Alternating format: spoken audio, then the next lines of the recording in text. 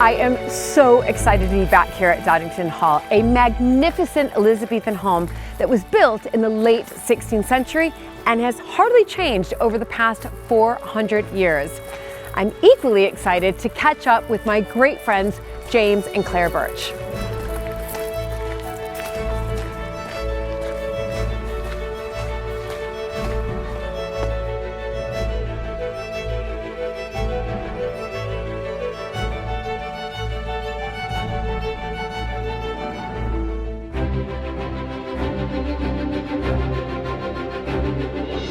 When I married into the British Aristocracy, it was the start of a wonderfully exciting journey.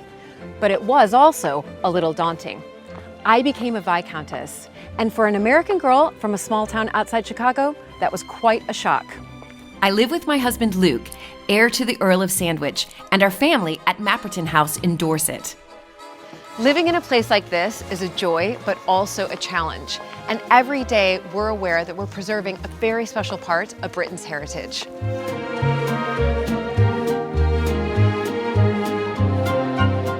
Mapperton has opened up an extraordinary new world for me, and I can't wait to share it with you all.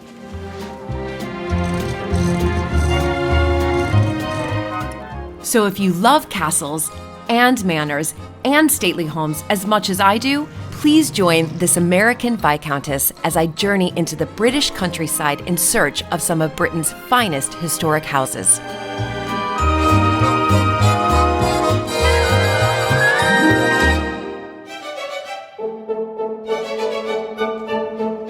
Doddington stands majestically in the Lincolnshire landscape. This Elizabethan mansion was built in 1595. To the design of architect Robert Smithson. The exterior remains unchanged, with the interiors reimagined during the Georgian period. Doddington is the family home to James and Claire Birch. Their vision has transformed the hall and estate into a destination, with its cafes, farm shop, retail offerings, events, nature recovery project, the list goes on.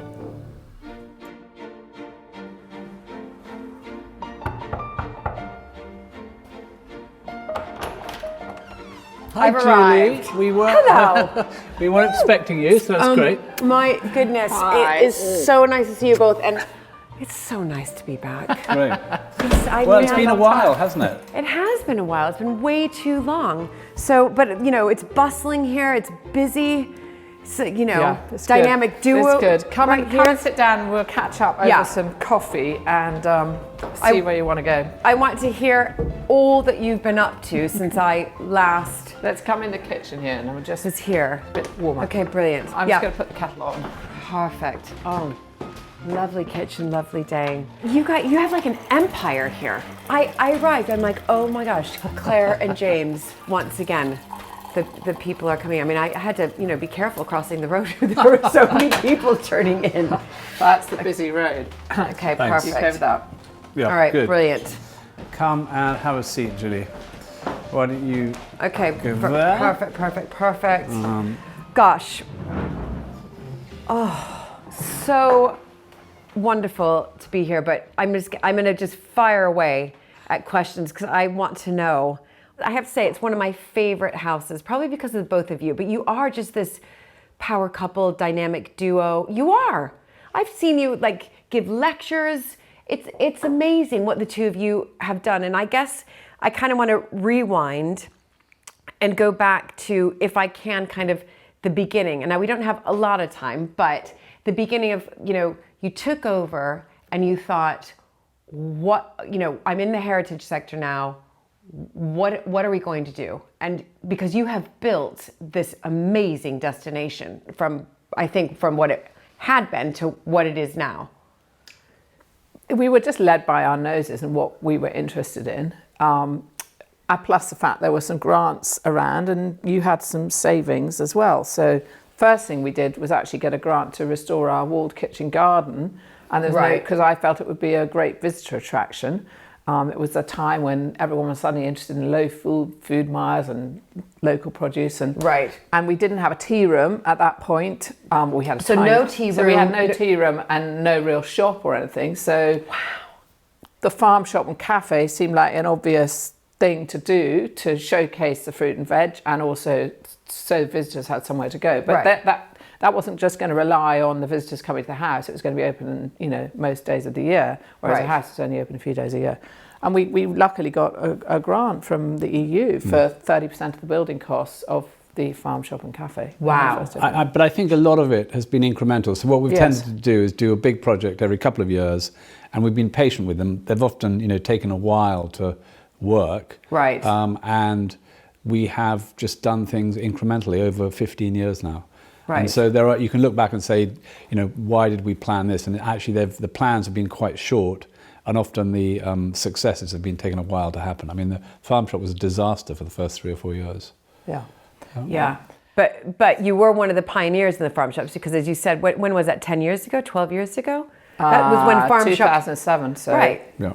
Yeah, 50, more than that, oh my 15, gosh, 17, 18 years ago. Yeah. And that's when farm shops in this country were really starting, slowly, and we didn't know if they were going to work or not work. Well, the main reason it didn't work is we didn't really know how to run a shop.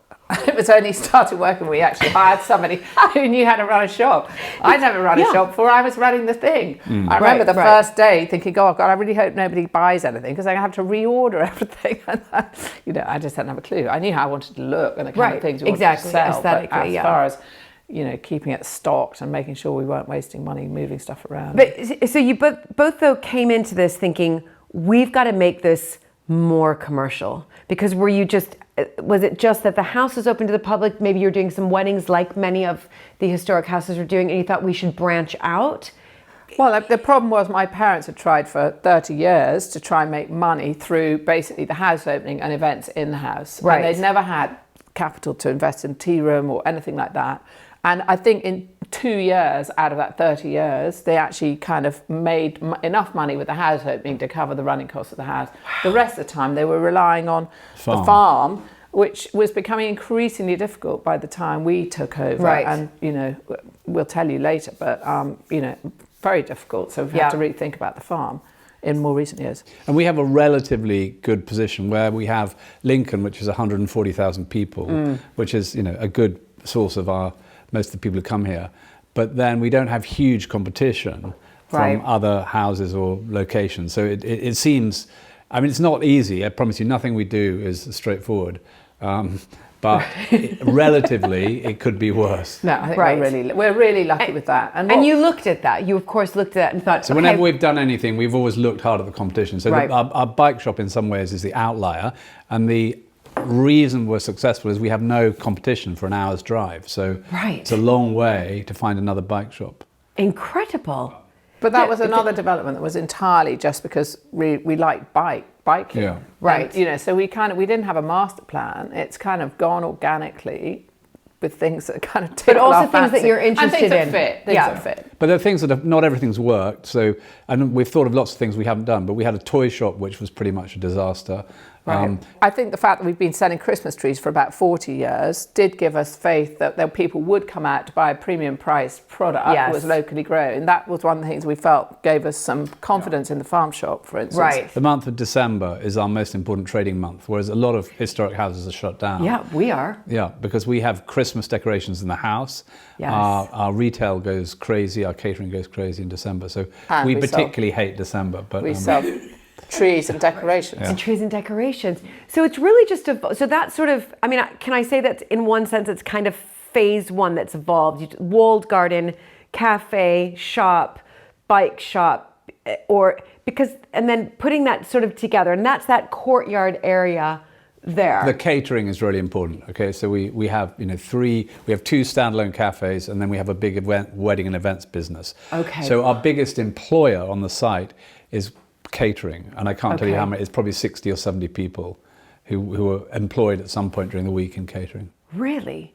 And that became part of the business because you were doing events here? That's what you need. If you have a visitor attraction, the second most important thing after the parking is the cups of coffee and the loos. If you don't do those 3 things right, you're in trouble. But James, if the house was to be, closed down and nobody was going around the house, those businesses would still be viable without the house. They're not dependent on the house. Yeah. They're completely not dependent on the house. We've got critical mass now. People will come. The house is an important backdrop to it all. Yes. And if you ask people why they like coming, it's because it's a nice olden days looking place, and they like they can't tell you much about the history, but they like the feel of the place. Right. And it's an important backdrop, but it's not business critical. And in fact, if a management consultant came, they'd say, you've got these businesses that are all great, but there's this black hole in the middle, i.e. the house, you should probably just get rid of that. We're not going to get rid of it, though. No, obviously not. But Donington has become a real destination.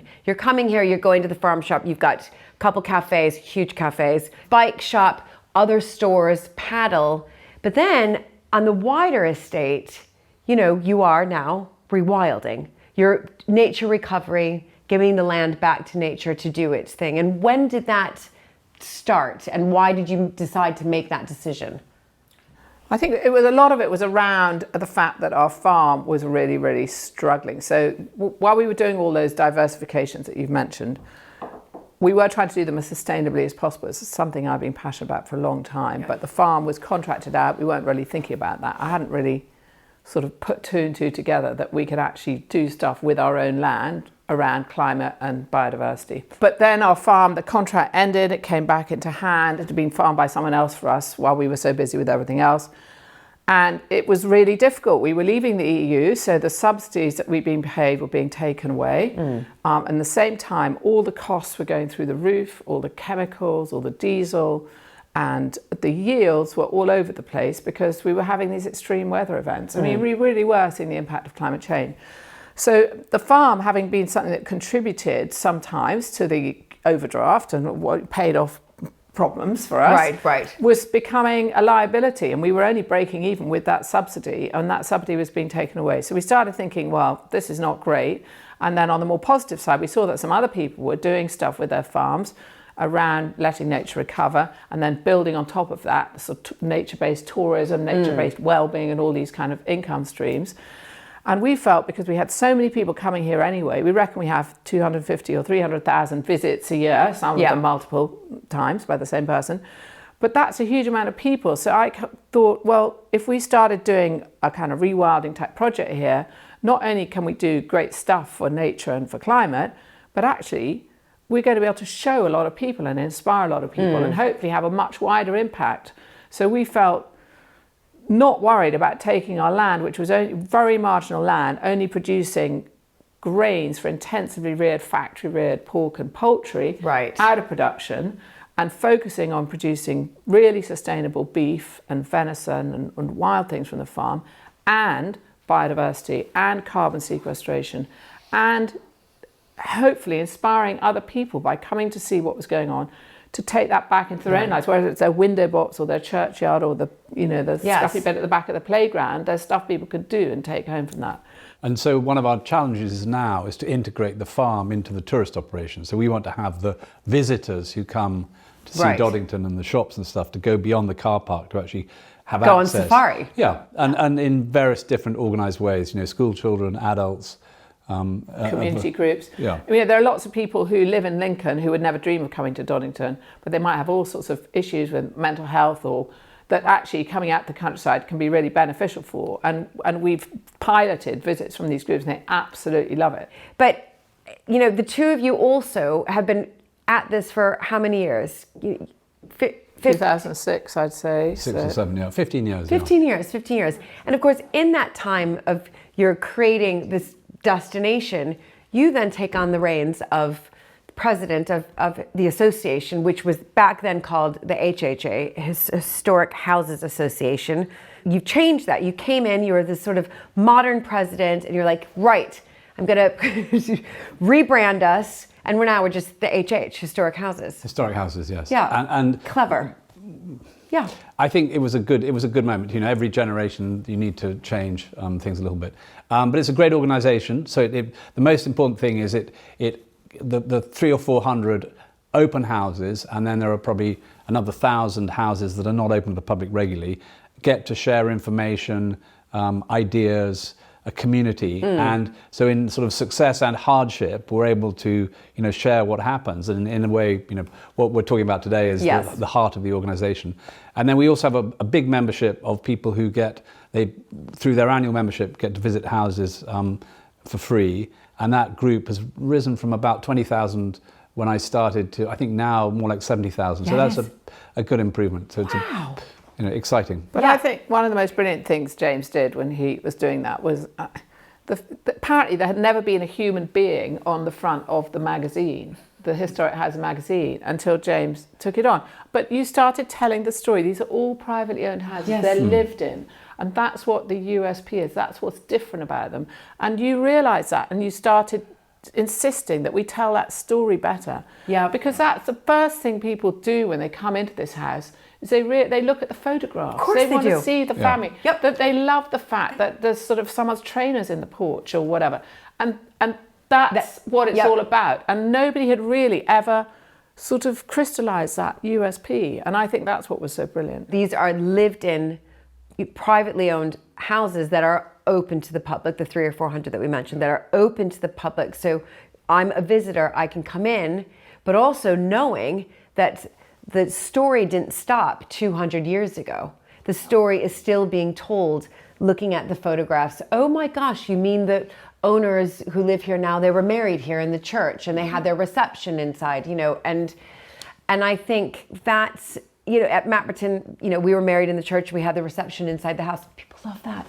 Love it. And if you meet someone in the garden and they realise you involved, they say the first question they ask is, do you actually live here? Yeah. And I say, yes, that's my bedroom window. Right. And they say, well, how can you live here? And people are really interested in literally how people live in an old building. And that's the fascination. Yeah, it is. And they want to understand, gosh, the upkeep, and wow, this is, and I think more and more, because they are being educated through, if they are a member of HH in particular, if you become a member, you are educated on the craftsmanship that needs to happen on all of these houses, whether it's the stonemason or the lead windows, or, it's making sure that what we do, because they're listed homes, is like for like. And the other thing I do want to mention is, because I have luckily seen it before, I'm not going to deny that here, but the military, which we're going to go look at, the uniforms, which we're going to let the audience see. Yeah. It's astounding. I mean, I can't wait to see it again. And I'll tell you it as simply as I can, because until you see it, it's hard to explain. But I was given a collection by an American collector of 900 British military uniforms just before COVID. He had collected them in his lifetime. He was unwell with Parkinson's disease, and his sort of wish was that the collection should come back to the UK, because they're mainly British, and should come back in one piece. And he was turned down by all the museums because they just had too much stuff. They were worried about things like moths and conservation. Minor issue, yeah. Anyway, so his best friend, who was English and had been a soldier, went round a series of next level potential custodians, and he realised that the historic houses were potentially a source, because there had been a few military museums in historic houses, and I was one of the people who was contacted. I was the only one who showed any interest. I happened to be going to Boston, which was near where the collection was. The collection was in a farmhouse in New Hampshire, and I thought I'll go and see it. And after a day of looking at it, I was still confused, and it was a sort of 50-50 decision. And his wife rang me and said, if you don't take it, it's going on eBay. And I thought, obviously, I'd better take it. Right. But I didn't have total support from Claire at that point. So, did James come back from Boston and be like, hi? He said, how do you like the idea of having a military uniform collection, an 800 military? And I just said, you've got to be kidding. What's that got to do with Donington? It's all about sustainability. We were all soldiers. Everyone was a soldier. All the men. Yeah, I said it's completely off-brand. Why is nobody's going to be interested in military history? You didn't even collect it yourself. You said, acquiring someone else's collection is not the same as collecting it yourself. Every collection comes from somewhere else. Yeah. Anyway, I said, if they arrive, I'm going. Well, they did. Technically, they didn't arrive. They were in a container on a farmyard for a while. And then So I you didn't tell discovered. Claire. So you ship them over. Yeah. You put them in a container. Yeah, no, they were in the container, they'd been shipped in. And then I went down to the basement. He'd left his little man cave door open. And in the basement was all this sort of red and gold stuff. And I suddenly realised, I said, what's that? And everyone started sniggering. Literally, everyone on the estate, our children, everyone knew that these containers of uniforms were here, except for me. It was a very well-kept secret. But it was a great COVID project. So we had, the Well, collection was in 460 boxes. And so every day during COVID, I could open a box. It was like having Christmas. I can't deal. But the tragedy was he couldn't fit into any of them. He couldn't fit into any of them, except not the true. really boring, very the fat generals. man. Yeah, the fat general. They're rubbish. They're the most interesting ones, yeah. Wait, okay, so Claire, how did you then get your head around it? Were you like, it's here? Did you unpack any Well, of it the was boxes great. It yourself? kept him quiet and busy for many days. Unpacking it was I kind of was in slight denial, and then I went in and looked, and actually, even though I'm literally not at all interested in military history, the craftsmanship and the work and the whole fashion story is fascinating, and just the sheer wealth, the quantity of stuff is, gobsmacking. I know you hate that phrase, but it is really astounding, as you said. And so it's his little project, and we were at the time we'd got a grant to build this big barn to house my father's collection of vernacular farm wagons from around the UK. Right, from that's the right. I 19th remember. I've century. seen. They're really beautiful. Yeah. And James had this idea of kind of putting, instead of having it open to the east, putting a floor in. Yeah. And so suddenly there was this huge space where the uniforms could go. And they fit in well, yeah. They fit in well. Okay, and it's open to the public. It's just about to be open to the public more regularly, so it's open by appointment at the moment. Because the problem is there are a lot of swords and delicate things which you don't want 12-year-old boys running around with. Only ever going to be able to be small groups. Yeah, it'd be pretty supervised. Yeah. Right, and pretty supervised. Okay, well we're gonna. When we see it, you'll understand why. Yeah. I'm so excited. I mean, I did get a glimpse before, but I can't wait for it to take my breath away again. Good. And the story is priceless. Right. What I would love is just to have a quick tour of a few rooms here at Duddington. How many rooms? I mean, I ask that to all historic house owners. I know it's hard to quantify that, but give me a rough estimate, because it's 4 stories. No, 3 stories. 4 with a basement. Yeah. There isn't a basement. 2 basements. You've never been down there. 2 rooms in one end of the house and a really scruffy cellar. It's not a basement like one of those big wine houses. cellar. No, but you've got, when I'm saying stories, I'm doing the American way. You've got ground floor, first floor, second floor. And then we have some mezzanine. okay. No, Claire, we have 2 mezzanine floors. It's a really complicated house. So from the outside, it looks like 3. Yeah. But on the private, what was the staff side, there are staff bedrooms on half-height rooms. Okay. So it's a complicated house. So this ceiling's 3.5. quite low and there's a bedroom above it, whereas the next door room goes the full height. I see. Okay. But anyway, in the main part of the house that the visitors come to, there's 1 big room on each floor and 2 rooms on the wing where the bit sticks out on each floor, basically. So there's 3, 6, 7, 8, 9, 10 10 biggish rooms plus a couple of smaller rooms that people visit. Okay. And there's probably another 20 this side of the house. But the reason for that is the Elizabethans didn't have these vast hordes of servants. They weren't in the position to have huge amounts of domestic. I think they just shared bedrooms. Well, yes, but you didn't. There's a sudden transition in Georgian times, and then particularly in Victorian times, where everybody has to have a maid and a valet, and so you don't have in Georgia. I mean, in Elizabethan houses, you just don't have these huge numbers of bedrooms because either they share them. Right. Or they live out, or they just don't have them. So right. We're relatively short of bedrooms. We only have 7 or 8 working bedrooms for a house of this size. Right. Okay. And then, but you've got, obviously you live on one side of the house or in one area, and the children all grew up here, didn't they? So, well, we moved here when they were kind of 13, 12. Okay. Yeah. They all have bedrooms. Yeah. Yeah. So should we go have just a, we can just do a whistle-stop tour. It'd be lovely just to see it again. Yeah. Great. Let's Okay, great. Let's go.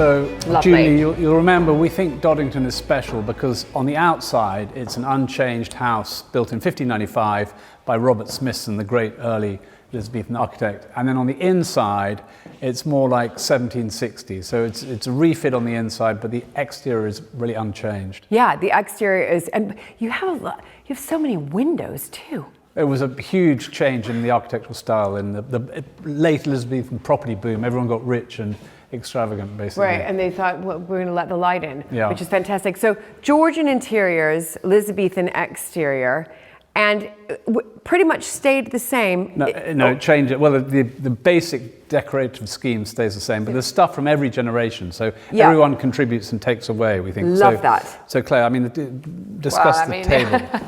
So these are Cromwellian chairs from about 1690. No, 1660. 1660. Wow. And but this table, although it looks very old, was made from for my parents' 25th wedding anniversary. My father designed it, and it was made from a single oak tree from the estate. So that's rather lovely. That is lovely. Yeah. So you basically have Cromwell, 17th century meets sort of So you have 20th century. nearly 400 years between the two Unbelievable. items. And then there's lovely ceramics collected by one of my ancestors there, and then my father's modern British studio pottery, sort of 20th century. But sitting on an even bigger gap. So these are chests probably taken from the cathedral by Thomas Taylor, who built the house. He was the lawyer for the cathedral. He probably borrowed these on a rainy Monday morning. Never gave them back. Lincoln Cathedral, right. And the ceramics are, 500 years later. So these are about 1550, we think.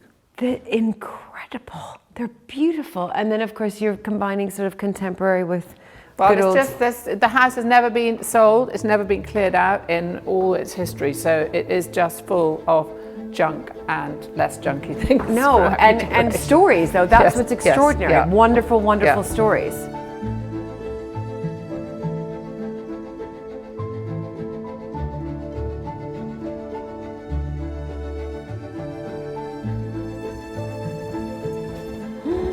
Ooh, lovely.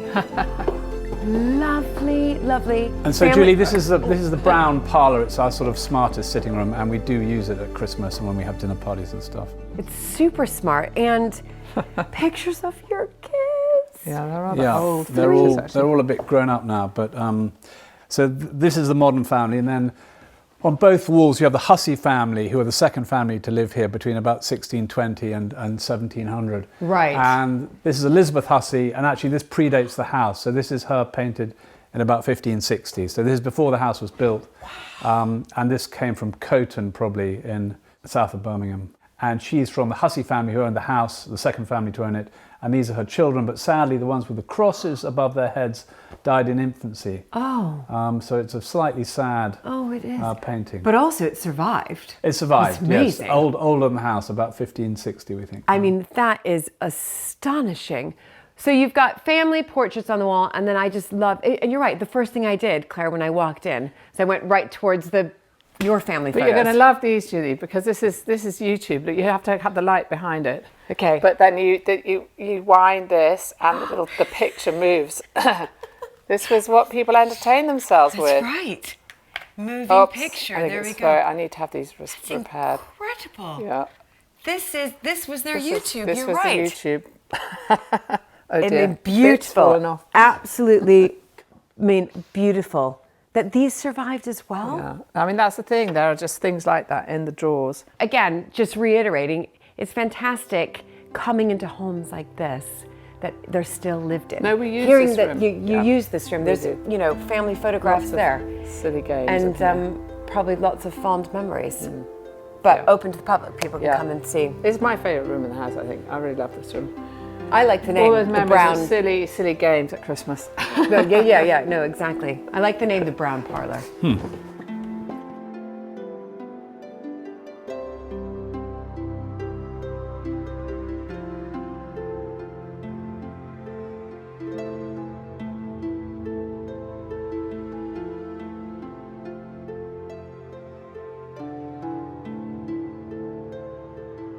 So, Julie, this Wow. is one of our 2 restored tapestry rooms. And Claire, explain to Julie how this happened. Wow. It's amazing. Yeah, these tapestries are 1620s tapestries.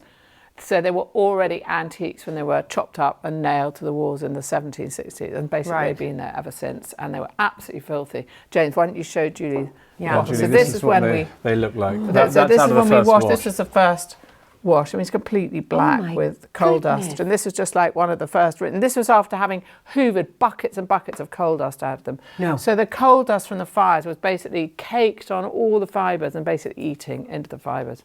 Oh, so we raised a lot of money goodness. to basically have them taken off the walls, cleaned, and then conserved. And we set up the big frames where they worked on the conservation work right in the room next door, so all the visitors could see it happening, which was great. It's great. Although we had to train our volunteers to do the interpretation because the stitchers couldn't actually keep stitching while they were talking to people. I don't know why they couldn't stitch. Right, because so many people were asking questions Yes, because so they're fascinated. Yeah, so anyway, but it was good. So But that was 3 women sewing for 3 years. yeah. You're kidding me. Yeah, It was yeah, a long, yeah. Oh very my long. goodness. And then we Look stuck at them back to the walls using Velcro.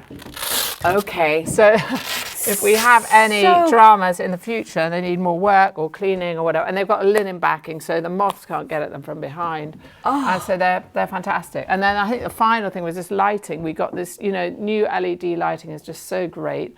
And they just sing now. They're very, very full of life and colour. Right. So when they were, being conserved and that black was being, taken away, were there elements and motifs from the tapestries that you said, oh my gosh, I didn't know that was there? No, the faces and all the detail. I mean, of course, the colour's gone from the UV. So, so in fact, where you see underneath the skirting boards where it's been protected from the UV light, there's much more red. So basically, the red has gone.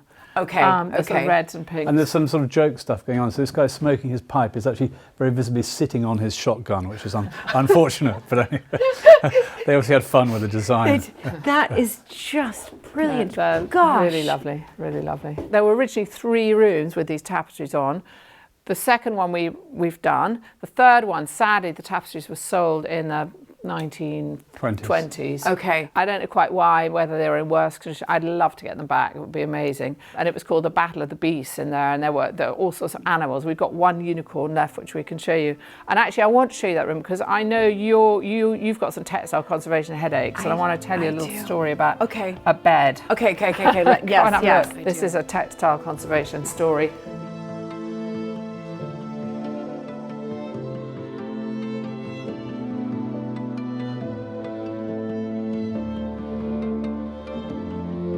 So this is the one remaining tapestry from the lot that was in this room, which is, the wonderful unicorn scaring all the nasty beasts off.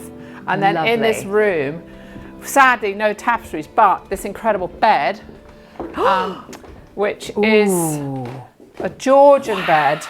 And it was originally at Seaton Delaval, which is a big house up near Newcastle that was also owned by the family. And it was brought down to Doddington in the 1760s, probably again as part of this redecoration. Okay. And basically it was restored in the 1970s. And what they did was they just got like nylon gauze and they glued it to the fabric to hold it together, stop it falling apart. Anyway, this was failing and the curtains were just shredding and falling apart.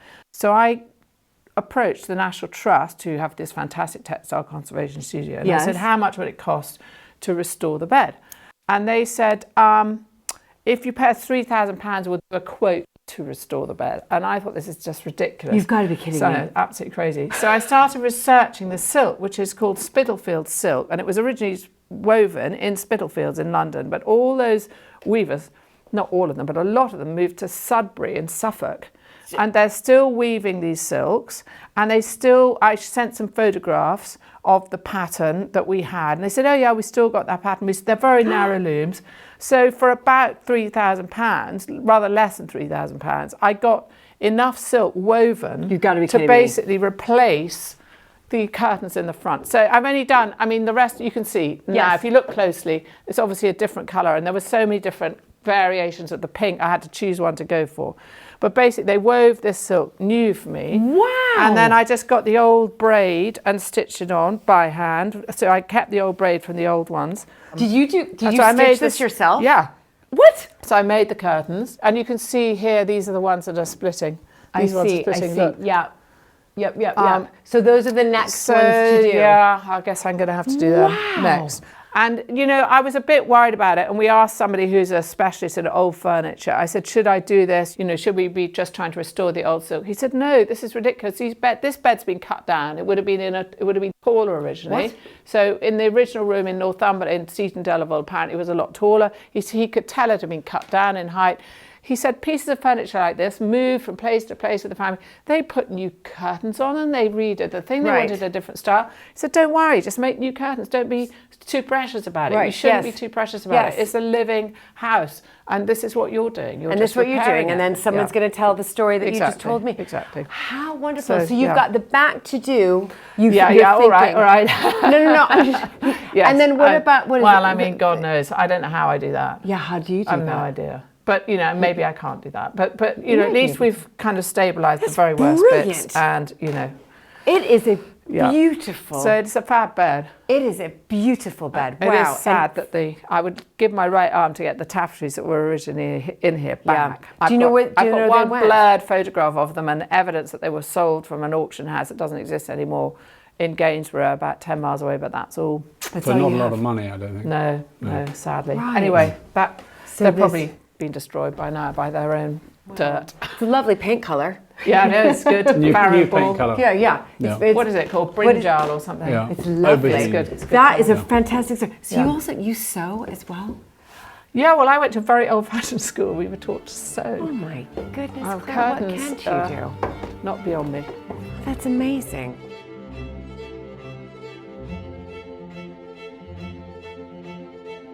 So, Julie, let's take you and see the long gallery. Up another floor. Up another floor. Now you can feel the stairs really shaking here. Yeah. Because that's the stability issue. You can see there is definitely a slant here. Oh, I as well. can see that just from here, but if you point it out. So we just worry about having, you know, if we have a big event, a wedding or concert, it's not so much the floor in the long gallery, it's just whether the stairs can take everything. Yes, no, exactly. So, Julie, do you remember our long gallery? I do. This is our sort of grandest room. That's right. And it was a classic Elizabethan long gallery for the ladies to exercise inside. That's right. And then the Georgians covered the windows on this side for all their paintings. Okay. And I think since you were last here, we've had this painting restored. And this is one of these stories that slightly backfired. So we thought this was an expensive painting by valuable painting by Guido Reni. We took it to this very expensive restorer, and they spent 6 months restoring it. At the end of the 6 months, they sent us a bill for £30,000, and then they told us it wasn't a Guido Reni and it was worth less than £30,000. So we've had a downgrade and a big bill. So it doesn't always work out, this antiques business. But we think this painting must have looked amazing because this room was originally peacock blue. Okay, so we've got old paint scrapings I can show you. Right. And so you can imagine the tapestry room's quite dark, the wallpaper in the room underneath, and then this peacock blue with this painting. It's pretty extraordinary. It must have been quite a strong look. Right, yeah. Do you ever think about going back to that Well, strong funny enough, look? I didn't. I mean, originally, one of the first things we did was this had been yellow since the 1970s, and we repainted a slightly paler yellow. And we did discuss going for the peacock blue back in 2006, and I just thought, no way. Would have been very But cold. funny now, I would consider it tastes have changed again, haven't they? Tastes have changed. I mean, it's a lovely yellow, don't get me wrong. No, but it has. But now that I see this, I know, would be really, picture here, would be you quite think dramatic. I might go for it, I have a feeling you will. And then at the other end of the gallery, there's a happier painting story. So this is Joshua Reynolds' largest ever painting, and it's of the Countess, the Earl and Countess of Mexborough, and the Countess is Sarah Delaval, so she's the youngest of the 12 Delaval children, and they're on their way to the coronation of George III in the 1760s, and that's why they're so dressed up. She is beautiful. So this is Reynolds' largest painting. I think there's one at Blenheim which I looked at and I think is very close, but this is I think of course. it's a competition. This is the biggest and definitely one of his best. And she there is young. She's 20, I think, and then she's repainted by Sarah Reed, who's a female portraitist, aged about 30 on the other side. On the other side. And that actually currently is a replica because the original is at the Tate on exhibition. Oh, you've loaned it out? Yeah. Okay, well done. Yeah. So this, I mean, beautiful. She was stunning. So she was the youngest of 12. Yes. Is that right? 7 boys and 5 girls, And her brother was the one who redecorated this house in the 1760s. Okay. And again, okay. the 12 children failed to produce a single male heir, a surviving male heir, which is why the family name changes again. So the Delavalles die out, and then it becomes a Jarvis house, as in Claire, my wife. Right, no, exactly. So that's so interesting. So when all 12 children, nobody produced an heir. Well, the Well, boys there was one. He died. Yes, no, they Just what I'm before saying, his 21st birthday. they didn't survive. So then They didn't survive. it was left to one of the nieces, who then was about to marry your great-great-grandfather.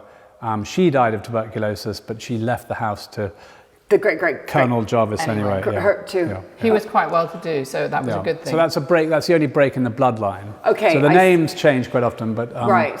they were a very dashing but unlucky family. Yes, because look at, I mean, she has a little one right there. Yeah. Who A boy. a boy. Yeah, they would dress them in dresses until they were about 7 or 8. It's and wonderful that it's, there's an American connection there. They're on the way to their coronation of George III, who is the king in charge course, of yes. the War of Independence. Who Or- gives away Yeah. country. And then this is the setting, so we use this room for concerts and weddings and exhibitions sometimes, and playing. I mean, when I was a kid, we used to roller skate up and down here. We played badminton in here, that kind of thing. I remember fun. having those Scalextrics, those cars. Yeah. Yes. Yeah. How So, much fun. I mean, the old days, it was considered quite unhealthy to go outside. right, yeah. So it would be better to take your exercise inside. Right, of So course, that's of course. what people would And walk so it up and became a down. roller skating They'd rink. get their paces up. and of course, earlier than that, yes, you just go up and down and up and down. Extraordinary that these long galleries were built, Yeah. really for exercise. Yeah. And for showing off Yeah. paintings, I think. Yeah, but lovely room. But I think peacock blue is Yeah. what's going to That's happen. the paint scrape. That's the original Oh, colour. I see. Yeah. That- So it's really quite a strong colour. It is a strong color. I have a feeling when I next come back, it's going to be Maybe. peacock blue. Ooh, yes. Right, let's keep Okay. going.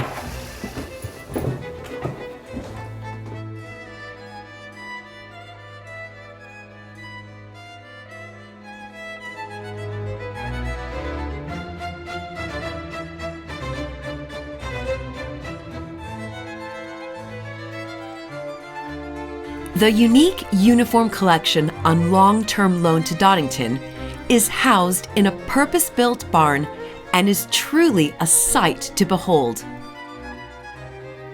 Okay, James. I mean, this is insane. I don't even know where to start. Wait, how did you get all this stuff over here? It came in a shipping container in 460 boxes. And during COVID, we opened 1 box every day, which is like Christmas every day. Was that your plan? We're like, that's it, just 1 box every day. Well, no, because Stick with when it. we made the decision, we didn't know about the pandemic. But anyway, so what you're looking at, Julie, is about 900 British Army uniforms, mainly officers, almost all tailor-made in the great London tailor shop, Savile Row. It's mainly the ceremonial end of the dress code. So most Okay. regiments would have 12 or 13 dress codes. These would be the smarter, the senior 4. So ceremonial, blues, service dress and mess kit. And Okay. what we think the collector was trying to do Yeah. is collect those 4 senior dress codes of about 200 British regiments that existed in basically at the beginning of the First World War. So I'd say the centre point of the collection is 1914. Okay. But it ranges from 1881 Does to it? 1945. Really? So quite a narrow period, 70 years. And you can also think about it as Churchill's years. So Churchill's born in 1874, and he's Prime Minister through the war. So the collection covers the Right. period that he's involved. Churchill serves in 6 different regiments in one way or another, which is remarkable. And we don't have one of his uniforms, but we have Viscount Harry Alexander, who was his favourite general during the Second World War. You have his uniform. We have his uniform here. No. And then we have lots of uniforms of regiments that Churchill was in, the 17th Lancers, the 4th Hussars, the Grenadier Guards. Really? This is, I mean, you have it's just like hats, this chap who's collecting, that's his whole life's work was collecting. Well, Is that right? he had plenty of other things going on, but Oh. he was this rich is enough to a basically full-time buy job. anything he wanted. And so this was his mainstream hobby, particularly later in his life.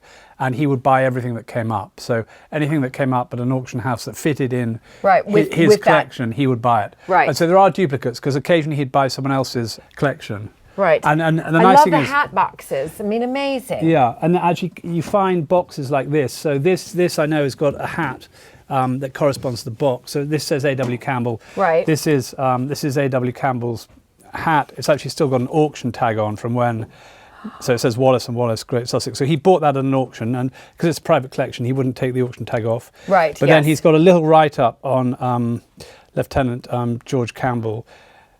Actually, this is sad because this is a real coincidence. So he was born in 1884. Yeah. And he was killed in the Coldstream Guards, so one of the smartest regiments in the British Army, almost unworn. Yeah, and And look at. he is killed in September 1914. Oh my goodness. And the reason his hat's hardly worn is because he only was- had it. He hardly had it for. He, And he was enlisted in August 1913, so he owned it for a year, I suppose. oh my gosh, but he went to Eton Yes, New College, Oxford. and then he went to New College, Oxford. Yeah. And then he was killed, died of wounds at the Aisne Western Front. Yeah. Oh my gosh. September 1914, so 100 years ago. Look at, did you see this? Husband of Lady Moya Campbell. And do you- Super smart address, Buckingham Palace Road. Yeah. Who was this chap? well, we must find out. We must find out a little bit more. Yeah, well, unfortunately, there's a lot to find out in this collection. We Yeah, hardly no, I anything. know. 900 jackets. So we then have 900 hats, swords, belts, boots, all sorts of accessories. So we don't know how we Coats. probably have 3,000 items in here. Yeah. Just like that took, a few minutes, and I just got very involved in that piece. Yeah. Was it hard not to get so involved in every single piece that you opened up? I mean, we just haven't had time. But when I look at these, I mean, it's just the detail and the craftsmanship of these uniforms. They're exquisite. I mean, absolutely, but also they're tiny. Like, look at those legs. They were small. So that's the 4th Hussars uniform. That's the first regiment that Winston Churchill was in. He was a lieutenant, and there's a famous photograph of him wearing that uniform. And this, interestingly, is the Buckinghamshire Horse, which is the volunteer regiment that was sister to the 4th Okay. Hussars. And because they're weekend warriors, they're volunteers, they actually have an even more elaborate uniform they than the do. mainstream army. They have this crazy... Yeah, look at that on their What's thigh. called scrambled egg on their thighs. But just amazing to think that this exact uniform is the one that the Yeah. great Winston Churchill and he wore. would have been, he was about 5'7", so he's not much different from Right.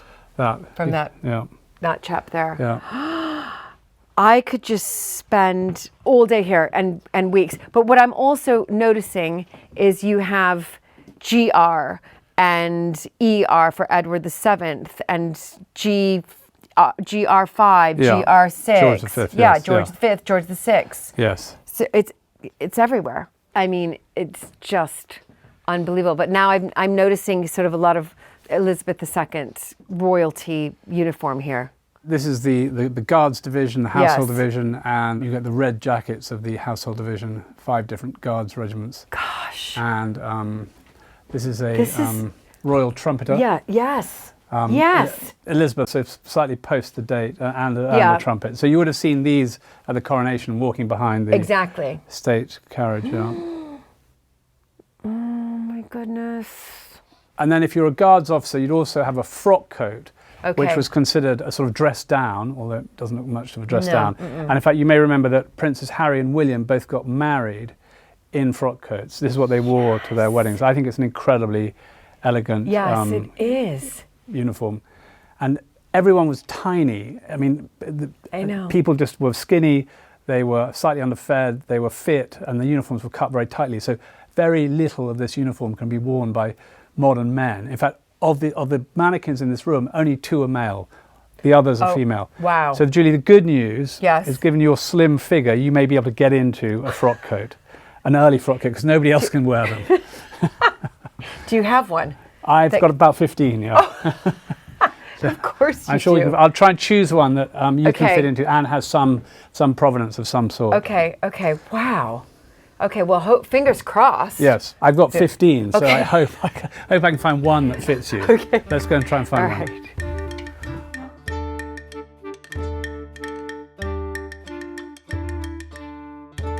So Julie, I think I found one that might fit you. Let's try the hat first. And I think the hat actually has got a label in. So this says, made by Edward Smith, 1937. Yeah, actually doesn't have a name in it. It's got the maker's name in it. Okay. Try that on for size. Okay. I have a really small head. They've all So- shrunk slightly, and I think like the jackets, they're all small. Okay. That looks like it a very, center? very good. Yeah, that is an It's a good excellent, fit. excellent fit. Yeah.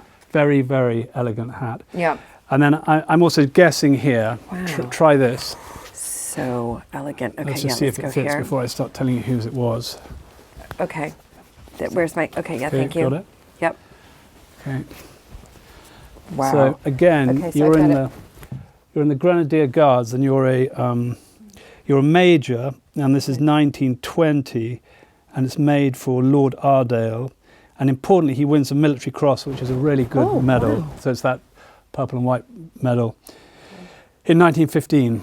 So you've survived the war. Oh, dear, super. In 1915, is that? He won the medal in 1915, but the jacket is made in 1920, so after the war. So after the war. Okay. Yeah, so he's still in the army. It's warm. You look like a proper guards officer. I should also say you're missing a sash, Okay. and it would be a red sash normally or a gold sash in the presence of the sovereign. Okay. And you also need a sword, which would be a Grenadier Guards sword.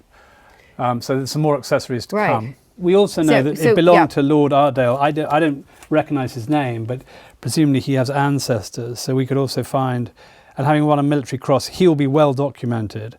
And Yes. we can find out. And made by Jones and Pegg, and they have a new partner after that. I can't remember who the partner is, but well-known tailor as well. Yes. They might even have records in the tailors. Do you have people coming here who email you and say, right, I know you have this huge collection and you might have some names. Do you know if my grandfather or great-grandfather has his uniform here? Or Well, so far we don't have many because not many people know about this. Right. And we also don't have the capacity to do it. But we are going to have a new cataloguing system. Yes, I was going to ask whereby about that. You'll have regiment, item, tailor, owner, and then you'll be able to you'll be able to search by name. Exactly. And then we'll be able to say if you're looking for Montague or Hinchingbrook, you'll be able to scan and see if we have got one in. I'm sure we'll definitely have a Montague uniform in here for sure. okay. I mean, I can almost guarantee you we'll Okay. have one. Well, when you do come across that, let me know. I'll come back and I'll Yeah. try it on and I'll wear it and hopefully it'll fit. Yes. Anyway, thanks, James. All right. What a treat.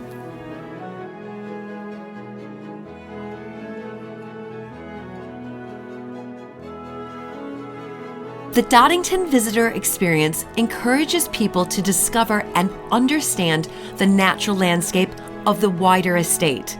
James and Claire have an ambitious 100-year vision to create a haven for nature to thrive.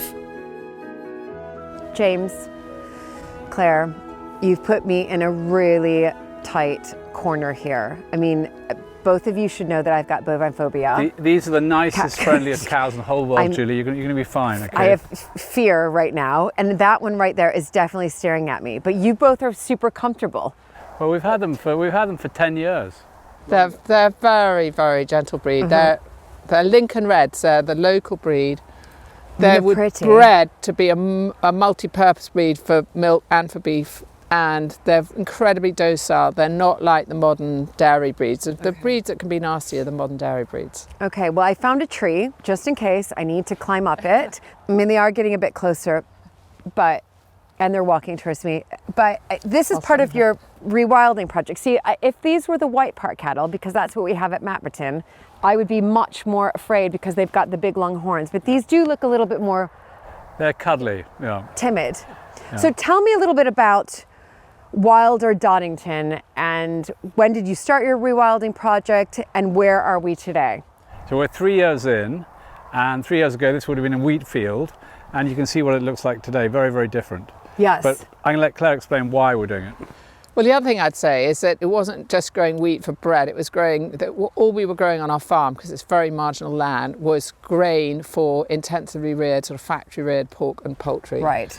unfortunately, it was getting increasingly difficult to produce that because the climate's changing. We have a very volatile climate.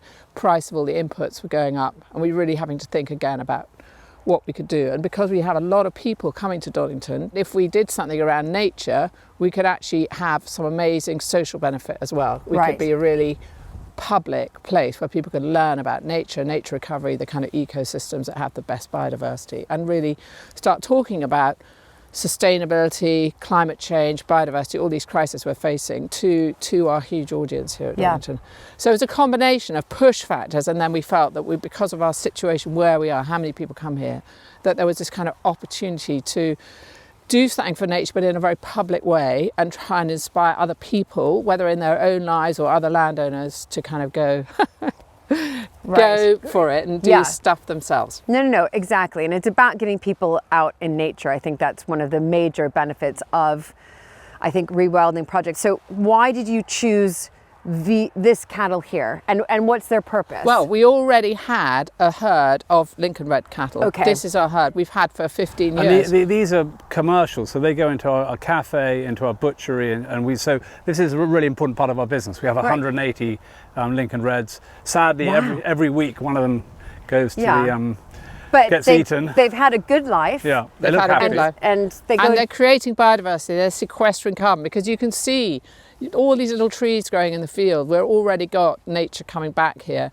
and if we didn't have the animals, we'd have to either have lots and lots of people strimming to try and create clearings in what's the scrub that's going to grow everywhere, or it would just become this completely impenetrable scrub, and that's not what there always were animals. There always were animals. There were wolves moving them around. So we're the wolves, we're moving them around, and they graze and browse and create mess, and hopefully once all these birch trees that you see growing everywhere start getting really big, they'll be bashing their way through, eating. We've already seen them. They like the birch, they love the willow. We've got willow growing on some of the really wet areas, and they really like that. That's of course got aspirin in it, so we think that they're self-medicating. But then like you, Julie, we also have pigs, we have deer, and we have ponies, Exmoor ponies. So we have four grazing species that give you the right balance between, hopefully the right balance between what you're trying to achieve. And what kind of pigs are doing your roodling?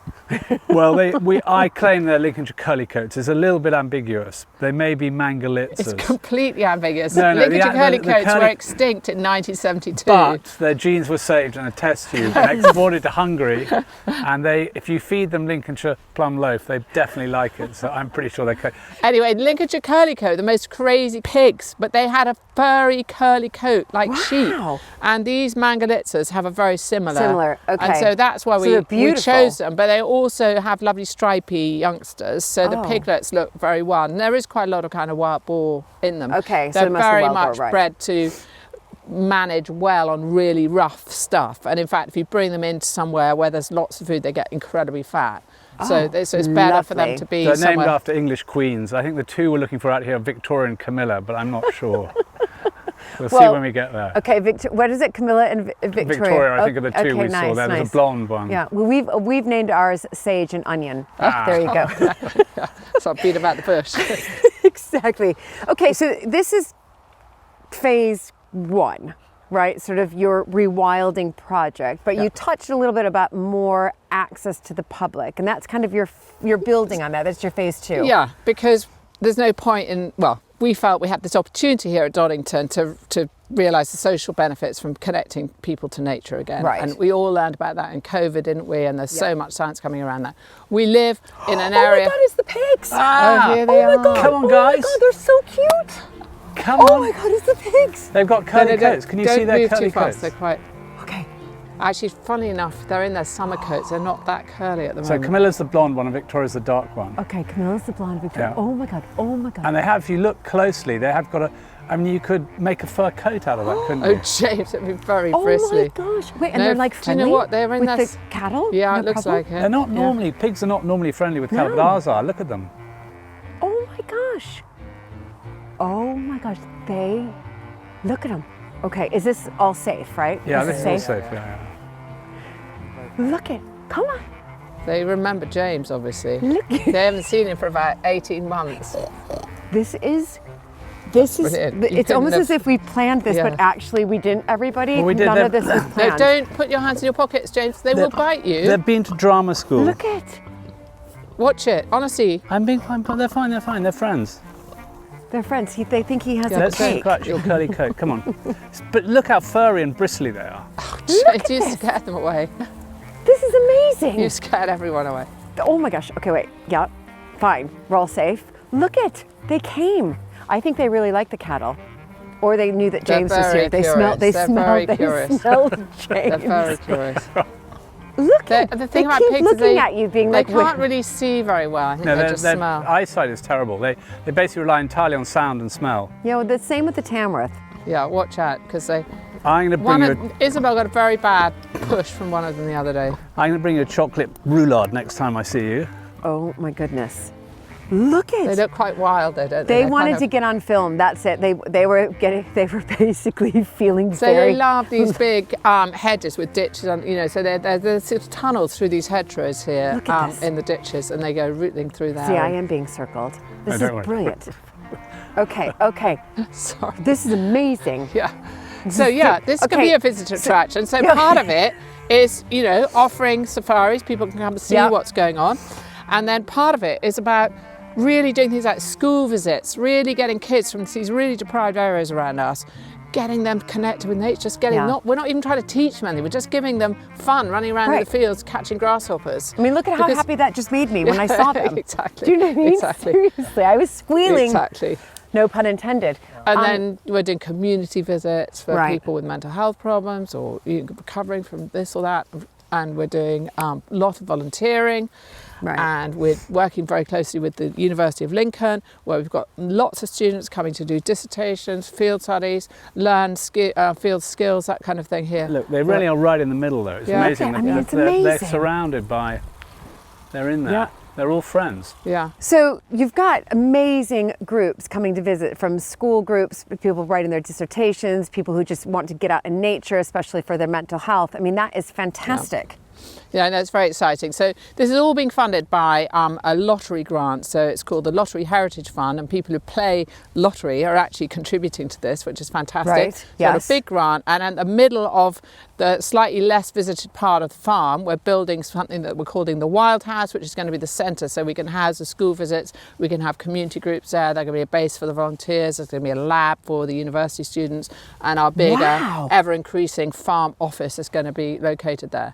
And that is very exciting because it's a very eco building. Right. It's got this passive house premium certification, which means it generates more power than it uses. So it's going to have a solar roof. It's very, very highly insulated. So it's a cool flagship for the project, really. Okay. Have you, what's the word I'm looking for? Broken ground. Thank you. Yeah, Have you broken ground? We have broken ground, and we've taken down an old grain store, and the new building is Okay. on the site of an old grain store. So one of the benefits of rewilding is you get your farmyards back, and you can do other things with them. Yeah. Which is great. Yeah, Well, exactly. yeah. Yes. And the other thing we're doing with this grant is we're digging 30 new ponds on the estate. So we're doubling the number of ponds we've got, and we're also re-wetting a large part of the estate. So the only way we could farm a lot of the estate, not so much this land, but some other land, which is very, very heavy clay, was with lots and lots of drains and ditches. Lincoln downstream floods quite often if we don't. So if we're slowing up water on our land, holding it up, and it's also cleaner water because we're not putting any sprays on the fields anymore, then that's actually going to reduce the risk of flood. I mean, for us, it's part of our 100-year vision, really. Right. Because having an island like Doddington, Wilder Doddington, as an island surrounded by intensive agriculture, it's hopeless. As climate changes, where the animal's going to go. So we need to connect up places like Doddington with other nature sites. Yeah. And so between Lincoln and Newark, a stretch of about 20 miles, there's little pockets of nature all through it. And we've managed to get a collaboration of about 35 landowners together. And the idea is to work out how to create corridors for nature across their land. They're going to continue producing food, hopefully in a more nature-friendly way, with support from government and private sector investment. But the idea is to create networks for nature, to improve the existing sites for nature and create corridors for nature. So it's all about what's called networks, nature recovery networks. And the whole thing about nature is it's hopeless in islands. So it's bigger, better, more joined up is what everyone says. Yeah, and it's fantastic. And also the landscape recovery, I think it's 30 years, is that which is the longest program out there, yes. Exactly, which is absolutely brilliant. Can I just add that not only is it just wonderful to hear about all that you have done, and also in such a short period of time. I mean, we're talking 3 years. This started in 2021, and it's incredible. But I'm also going to pat myself on the back because I was breathing through that. I didn't climb up a tree. And I kept calm. And actually, I really enjoyed that. I have to say, I really enjoyed the curiosity, but the highlight was having Victoria and Camilla come here. That was brilliant. just brilliant. Couldn't have I planned mean, it. couldn't have planned it better. Anyway, wonderful what you've done, and I can't wait to come back year in and year out. And listen, we are good friends, and I know that we'll be seeing a lot more of you and heading out here. And it will look different every year. That's the fun thing about this, is Yeah. it's something different every year. I want to try and find some little oak tree seedlings to show you Oh, yeah, on yeah, the way let's go. back because Let's go. they're pretty spectacular, seeing them coming through without being grazed, because there's not too much grazing going Right. on.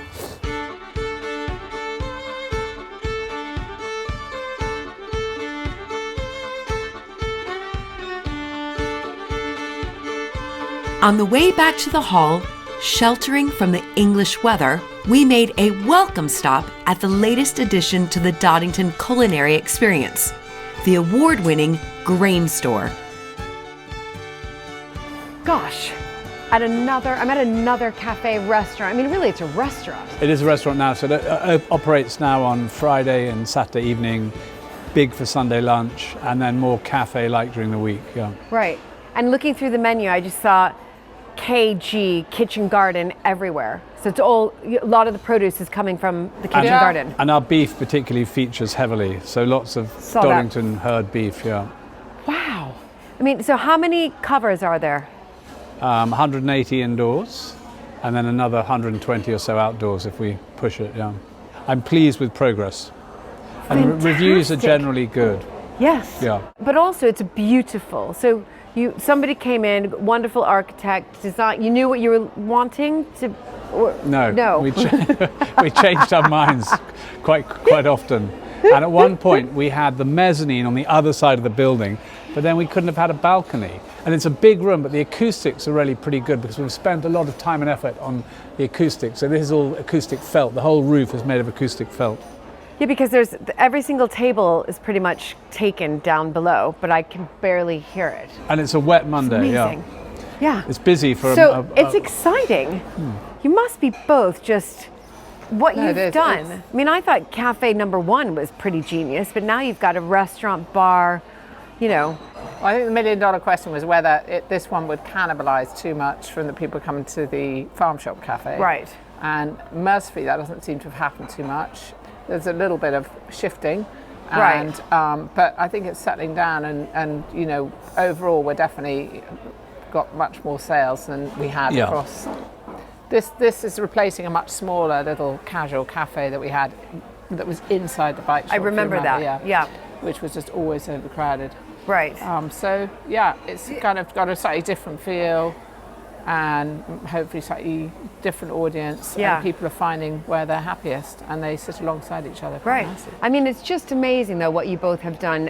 If you look at what you were given, in one sense, you know, a historic house and some land, farm, whatever, and you thought, no. Of course, you want people to still come and visit heritage, but you've got to also be able to offer lots of other options, I think. And you've done that with the bike shop, with the retail, with the farm shop, with the cafe by the farm shop, with now this big restaurant, and then the huge rewilding project. And on top of that, what's it called? The Wild House. The Wild House, which is going to bring in groups. Yeah. So when are you ever going to stop? Well, that's it, as far as I'm concerned.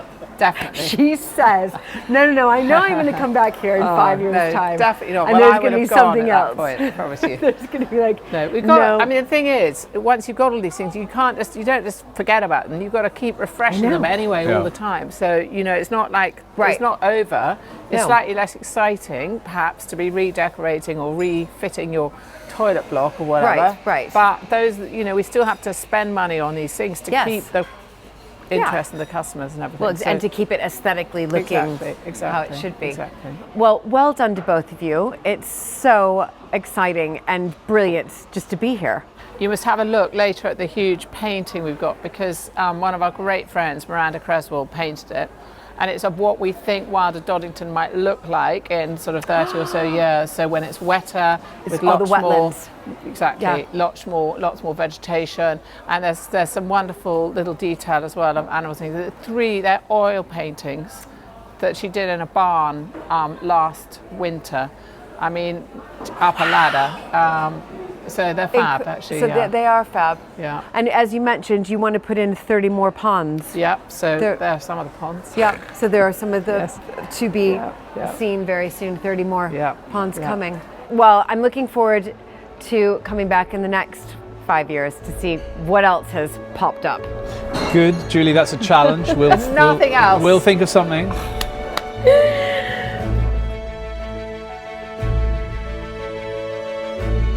It's been such a delight to visit Doddington and see James and Claire again. And I know they will continue to innovate and expand all that Doddington has to offer.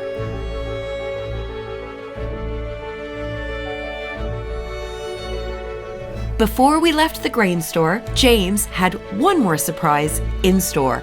So, Julie, this is our famous bookshelf, our Harry Potter bookshelf. Okay. And we're going to find 1962, year I was born, and then we find the book which says James Birch. Wow. And then, but it takes us through into the bike shop. Super clever here. Everything at Doddington is just clever, clever, clever.